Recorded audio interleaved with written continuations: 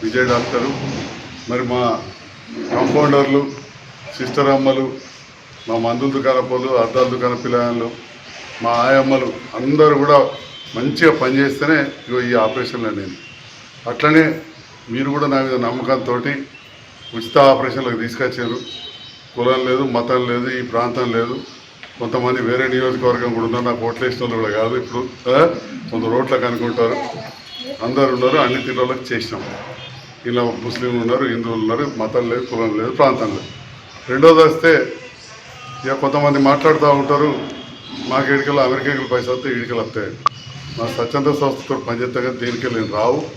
వాటితో ఉంటే ఏంటంటే సర్కారుకు పెట్టుకుంటే అంతకుముందు 1000 రూపాయలు వస్తుంది, ఇప్పుడు 2000. ఆ 2000 తీసుకోక 2000 విన్నారా? ఆ 2000కి ఏం రాదు. మీకు తెలుసు, జ్వరం వస్తే కూడా మీకు దవాఖానకు వస్తే 2000 రూపాయలు అవుతాయి.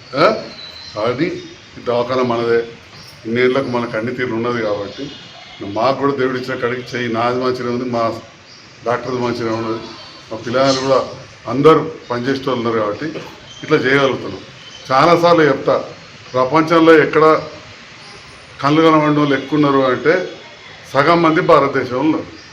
ప్రపంచంలో 700 కోట్ల జనాభా ఉంటే అందులో 565 కోట్లలో ఎంతమంది ఉన్నారో 135 కోట్లలోకి అంతమంది ఉన్నారు. విన్నారా? అయితే మరి బాగా చేయాలి, నేనే కాదు, చాలామంది ఆపరేషన్ చేయాల్సి ఉంటుంది.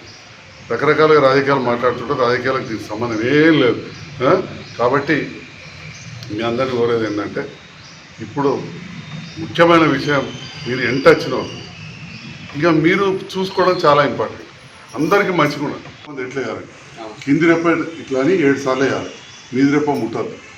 మాకు అలవాటు కూసబెట్టేస్తున్న కంపౌండర్, నేను నిలబెట్టేవన్నీ ఎత్తా, మీకే రాదు, పడుకోబెట్టేయాలి. నేను చేతులు కడుపుకొని వచ్చినా ఇక్కడికి రాగానే చేతులకు ఆ మందు పోసుకున్నాం, మేము స్పిరిట్ అంటాం. మీకు ఉండదు, మీరు సబ్బుతో మంచి చేయి కడుపుకోవాలి, గోర్లు కూడా ఉండదు. ఇట్లానే కాదు, ప్రతిరోజు పొద్దున సాయంత్రం కన్ను తుడవాలి. ఎట్లా తుడవాలి? ఇటువంటి మామూలు కాటన్ దస్తీలు కొనుక్కోవాలి. విన్నారా?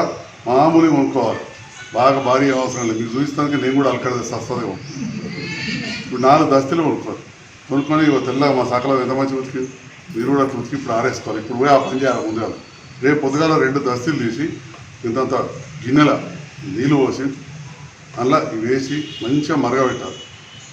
మరినాక నీళ్ళు వారవస్తే, మెల్లగా వారవస్తే ఇదే కింద పడదు. ఎట్లయితే మా శాపత పడవ తన మిగిలదా, ఎందుకు అది శాపత నీళ్ళ బరవెక్కి అలా ఆగుతుంది. ఇది కూడా అట్లనే నీళ్ళ బరవెక్కి ఆగుతుంది. మా జమగద్ద నవ్వుతున్నాడు, నిజమై. మరి అయితే ఇంకా మెల్లగా తిని మీ చేతులు కట్టుకుంటారు కదా, ఇట్లా తీసి ఆపరేషన్ అయిన కన్ను దిక్కు మంచిగా చూడాలి. తుడిచినప్పుడు ఇది తలగాలి రెప్పలకు, గిది వేలు కాదు, ఇది మెత్తగా కన్ను మూసుకోమనాలి. కన్ను మూసుకోమని తలితేనే మైలపోతుంది. అటెన్కి ఇదంతా తోడుంది. ఇంకో దస్తీ తీసి ఈ పక్క అంతా తోడు, కిందికి వెళ్ళి స్నానం చేయించవచ్చు.